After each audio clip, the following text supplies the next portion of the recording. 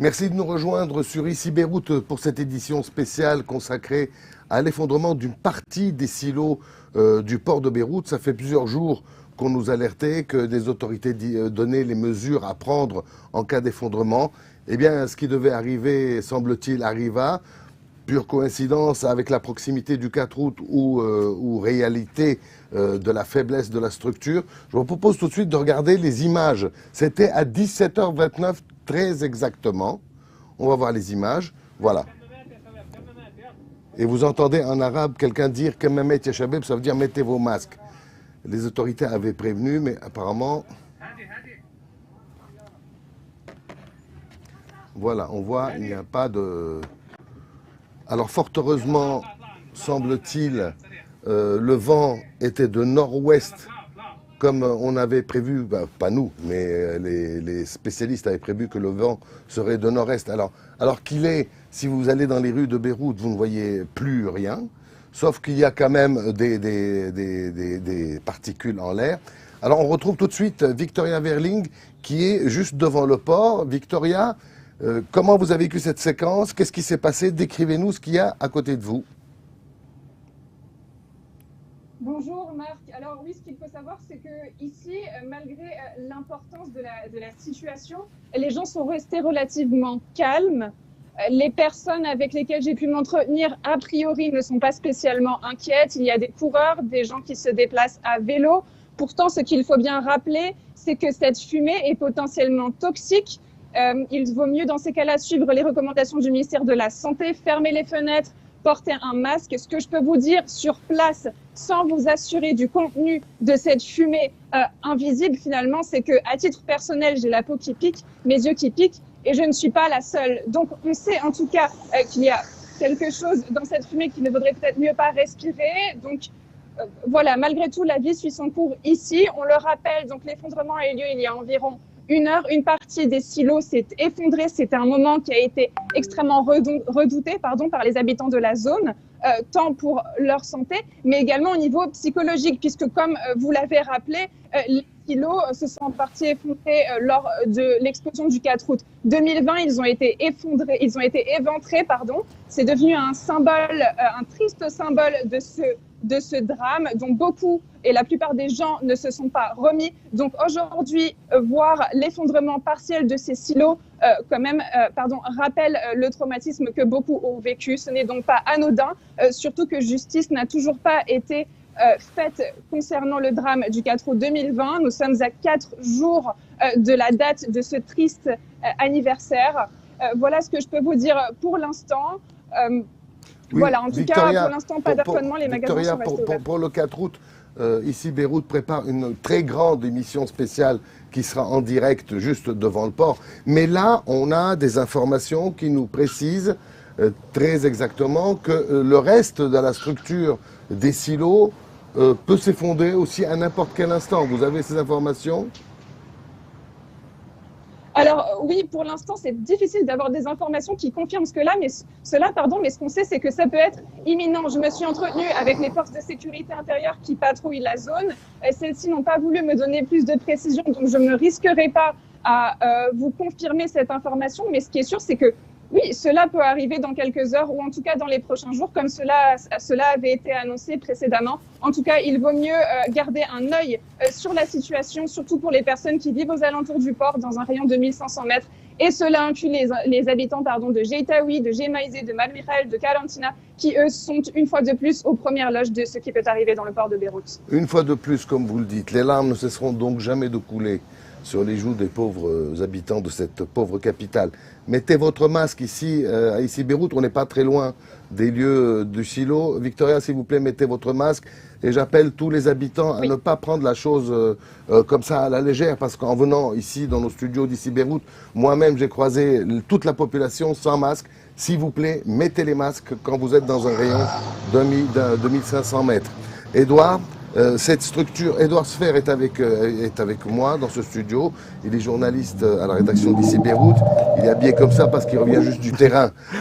Édouard, il peut s'effondrer complètement ? Oui, Vous avez beaucoup travaillé, je précise, sur les silos. C'est pour ça que vous êtes dans le studio. Effectivement, j'ai beaucoup travaillé sur les silos. Oui, il pourrait s'effondrer. Parce que déjà, on pourrait avoir, à cause de la fermentation, des poches de méthane qui se seraient formées. Ces poches de méthane pourraient causer des déflagrations qui pourraient faire tomber les silos. Sans compter que déjà, la structure est assez affaiblie par l'eau, par tout ça. Donc voilà. Ça pourrait s'effondrer. Mais... Écoutez, on va confirmer tout ce que vous dites et puis je reviendrai à vous. Avant de retrouver le reste de nos équipes d'envoyés spéciaux, on a Élysie Aidé sur le terrain ainsi que Maxime Pluvinet et on reviendra probablement à Victoria. Nous avons avec nous Monsieur Charbel Afif qui est spécialiste en pollution de l'air et chef du département de chimie à la faculté des sciences de l'USJ. Monsieur Afif, merci d'avoir répondu à cette très rapidement à notre invitation. Est-ce que le danger est écarté? Vous avez dit dans une interview hier chez nous qu'il ne faut pas paniquer, mais il faut prendre ces mesures, les mesures convenables. Est-ce que là, le danger est écarté ou pas? On ne voit plus rien. Alors, d'abord, bonjour et merci en fait de m'avoir accueilli là tout de suite. Alors, est-ce que le danger est écarté? Non, en fait, le danger, si vous voulez, il reste encore jusqu'à normalement demain, disons matin. Ok. Du coup, il faut vraiment adhérer aux recommandations jusqu'à demain matin minimum. Même si la quantité de poussière qu'on est qu'il y a en fait dans l'air, elle n'est pas, elle est dissipée, disons, on ne voit plus ce nuage noir. Cependant, la fumée, elle est toujours, les particules, la poussière, elle est toujours dans l'air. Le gros, il est parti. Il est bien parti dans une direction vers la mer. Ça, c'est très bien. Cependant, le danger, il persiste jusqu'à demain, je dirais. Et vous aviez dit hier, d'ailleurs, vous aviez dit hier, d'ailleurs, dans l'interview, que vous aviez fait des modélisations sur l'année 2021 et qu'à cette période de l'année, les vents au Liban, enfin à Beyrouth, sont vers le nord-ouest, ce qui s'est passé. Et donc, on a échappé au pire, je pense. Alors, est-ce que si le reste des silos, parce que ce soir, on nous prépare quand même à l'effondrement du reste, est-ce que si le reste des silos s'effondre, ça va être la même chose? Ou est-ce que, c'est-à-dire une frayeur mais pas un drame? Ou est-ce que ça peut, vu les quantités de blé qui restent dans les silos, être beaucoup plus grave? Alors, pratiquement, si c'est encore cette nuit-là où on aura des effondrements, normalement, le vent continuera de souffler vers la mer. Ça, c'est quelque chose déjà de bien. On aura de la chance dans ce cas. Ensuite, dépendamment de la quantité qui va s'effondrer, alors si on a 2 silos qui vont s'effondrer ou bien 3 à 4 silos, ça va être en fait plus ou moins la même quantité de poussière qui vient d'être émise là maintenant, il y a 1 heure de temps. Elle va être aussi émise un petit peu plus tard cette nuit. Éventuellement cette nuit. Oui, excusez-moi. On a vu des hélicos de l'armée jeter de l'eau sur le silo. C'est apparemment pas une très bonne idée, ça. Si? Alors, le principe, comme tout le monde en fait a déjà expliqué, le principe c'est celui-là. On a une fermentation. La fermentation a besoin d'eau, d'humidité pour avoir lieu. Si on jette de l'eau, pratiquement cela veut dire qu'on est en train de mettre encore les moteurs de la fermentation encore plus en marche. Et par suite, on aura plus de méthane qui va être émané et par suite, du nouveau du feu. Mais comment l'armée n'est pas au courant de ce que les scientifiques pensent? C'est quand même invraisemblable. Alors, on préfère en fait ne pas avoir de l'eau pour ne pas accélérer de nouveau, bien maintenir cette fermentation. Je pense qu'ils ont peur d'avoir en fait une resuspension des particules ou bien des champignons dans l'air suite à un soulèvement de poussière par l'air, en fait, par le vent qui est là. Cependant, ce risque-là, il était déjà là avant, avant même l'effondrement. Moi, personnellement, je préfère ne pas avoir de l'eau dessus. Si c'est très impératif, une toute petite quantité, ensuite on s'arrête, mais pas plus. Restez avec nous, s'il vous plaît. Je reviens à vous dans quelques minutes pour une dernière question, s'il vous plaît. Édouard, Oui. vous pouvez nous rappeler rapidement les précautions qu'il faut prendre pour la population qui nous regarde. Bien Qu'est-ce qu'il sûr. faut prendre comme précaution? Tout le D'abord, monde semble se balader sans masque, c'est complètement fou. oui, c'est aberrant. Donc, il faut d'abord garder son masque KN95. Donc, pour se protéger si on est dans la rue ou même si on est à la maison.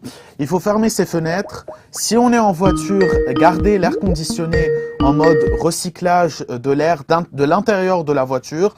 Même si on est en voiture avec tout fermé, il faut garder son masque. Et puis à la maison, il faut fermer les fenêtres et allumer les airs conditionnés. Ensuite, donc demain matin, il faudrait nettoyer tout avec de l'eau de Javel. De l'eau et de l'eau de Javel. Surtout pas mélanger avec d'autres produits chimiques. Exactement, il semble-t-il. faut faire attention de ne pas mélanger de l'eau de Javel avec d'autres produits chimiques parce que ça va dégager des gaz chlorés qui sont hautement toxiques et qui pourraient amener les gens à aller aux urgences. Donc voilà. Donc, d'accord, je reviens à vous sur cette histoire, Oui. sur ce problème d'urgence. On rejoint tout de suite sur le terrain du côté du port, mais de l'autre côté, Élie Ziédé qui a son masque. Élie, la couleur du ciel, c'est le coucher du soleil ou ce sont des réminiscences des particules qui restent en suspension? C'est le rayon du soleil. Le soleil se couche sur Beyrouth. Les silos sont encore debout, comme vous pouvez le voir derrière moi, mais c'est en partie. On peut très bien voir d'où je suis. Peut-être vous êtes en contre-jour, vous ne pouvez pas trop bien voir, mais On voit bien, on on voit peut très bien. bien voir le lieu où les bouts sont tombés. On peut très bien voir de la fumée qui se dissipe encore un peu des pieds du silo, mais les silos pour l'instant sont encore debout. Est-ce que vous avez entendu ces alertes sur le risque d'un effondrement un peu plus grave en Pour ampleur? l'instant, ici, tout a l'air très calme. Les autorités sont là, la municipalité de Beyrouth, la police, l'armée sont là. Ils sont plus en train de faire la circulation parce que les badauds s'arrêtent pour prendre des photos, pour marcher. On a eu un moment où la circulation était complètement bouchée, non pas parce que les routes étaient bloquées, mais parce que les personnes s'arrêtaient pour regarder. Les gens avaient l'air très calmes, peu de personnes portaient des masques. En fait, le fait que la poussière et que le nuage de poussière soit allé vers la mer a fait que les gens se sentent en sécurité et n'ont pas besoin de porter de masque ou de combinaison. Les autorités que vous voyez autour de vous, ils sensibilisent quand même les gens au danger de ce nuage, même invisible, s'il existe? Parce que- Honnêtement, là, je regarde exactement tout ce qu'ils font. Ils sont en train d'enlever les voitures garées sur le côté, sur l'autoroute, en fait. Et ces voitures sont des voitures de nos confrères journalistes qui sont en train de couvrir l'événement. Et les autorités essayent de nous empêcher, d'une façon ou d'une autre, de nous rendre plus compliquée la chose. Et qu'est-ce qui peut se passer maintenant aux alentours? La vie continue, les gens se promènent? La vie continue, les gens se promènent, il y a des enfants. C'est un lieu de tourisme. C'est un événement à voir pour les gens. Ils sont là, ils s'arrêtent, ils prennent des photos, ils regardent, ils rigolent, comme si c'était un événement normal.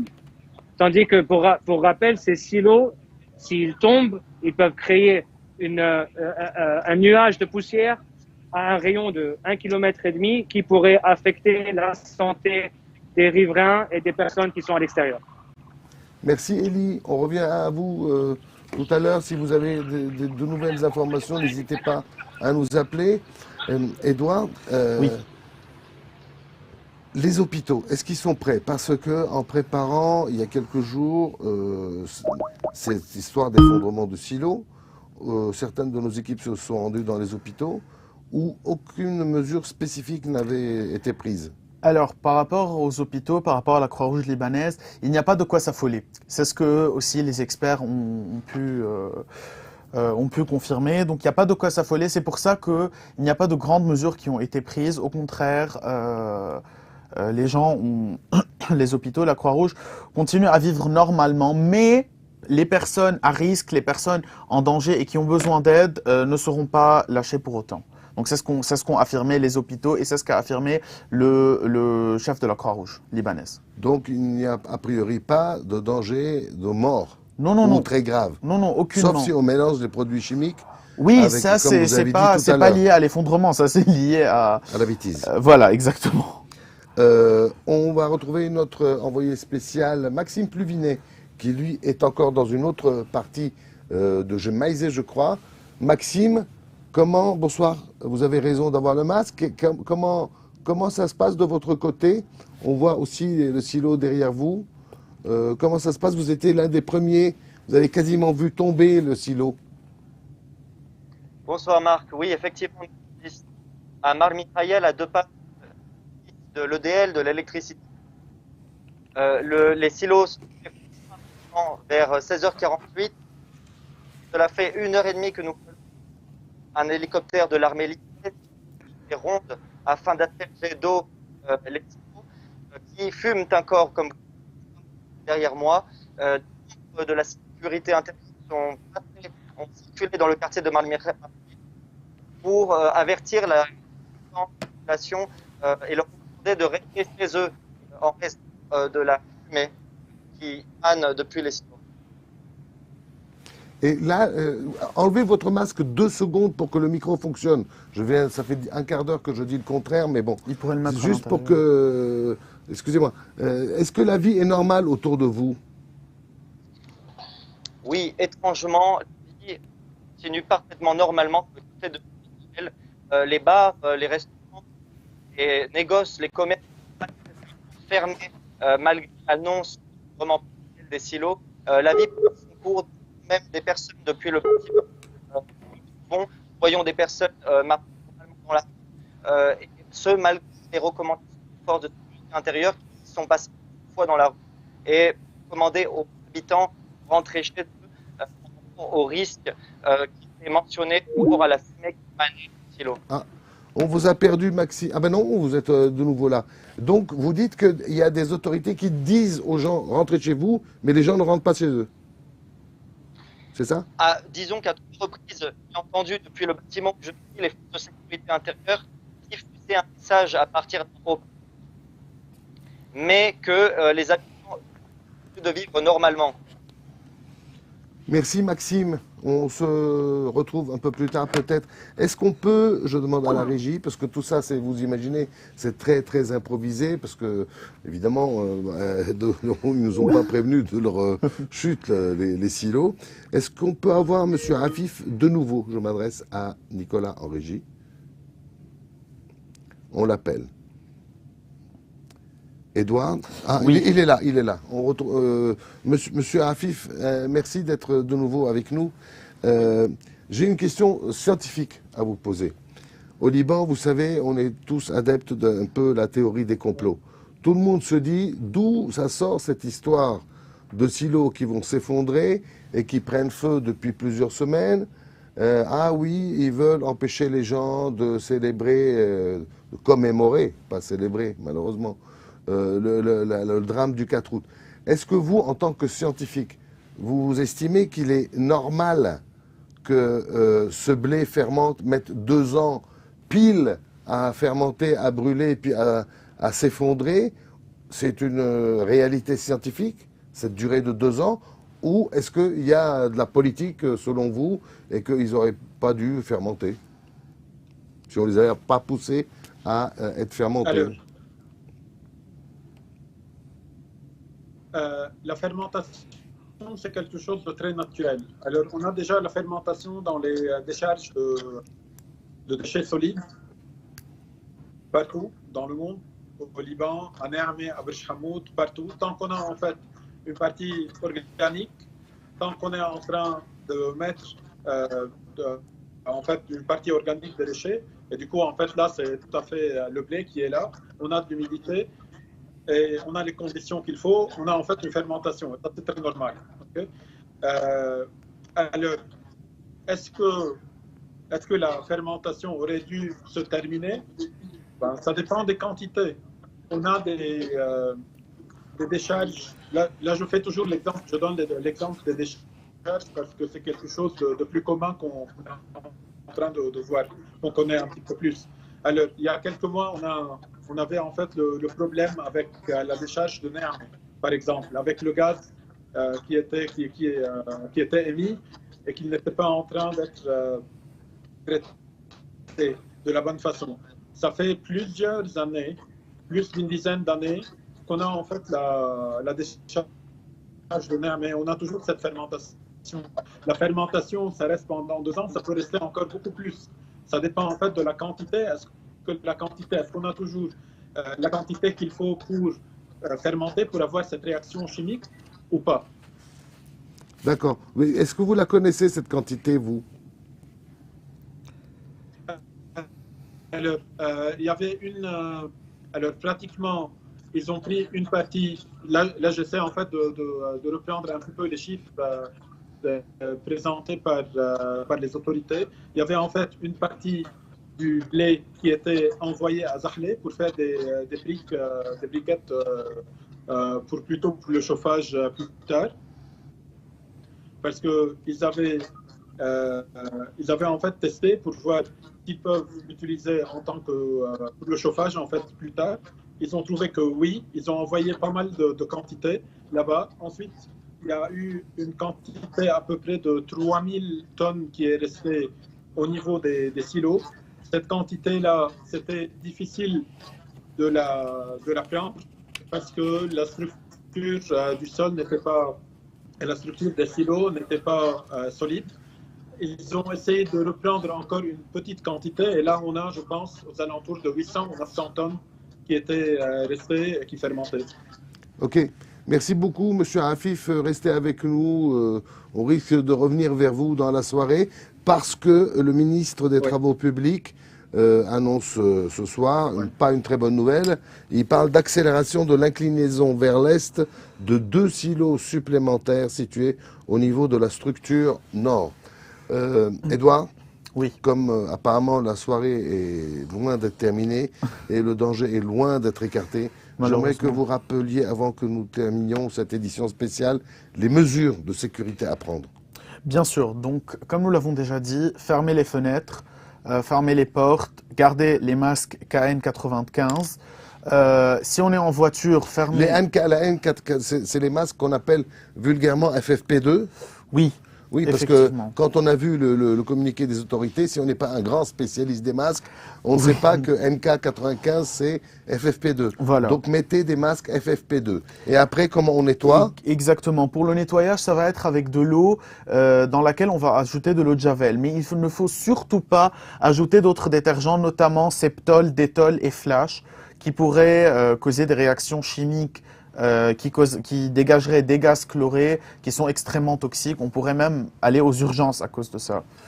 Merci Edouard. Donc voilà, merci. Je vous propose, avant de terminer cette édition spéciale, de revoir cette image de la chute des silos, une partie du silo. C'était tout à l'heure, il y a moins de 2 heures. Est-ce qu'on peut la voir, s'il vous plaît, en régie? Mais voilà.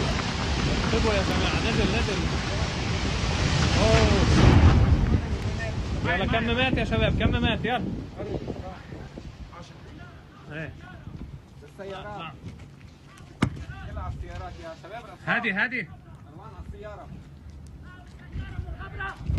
هادي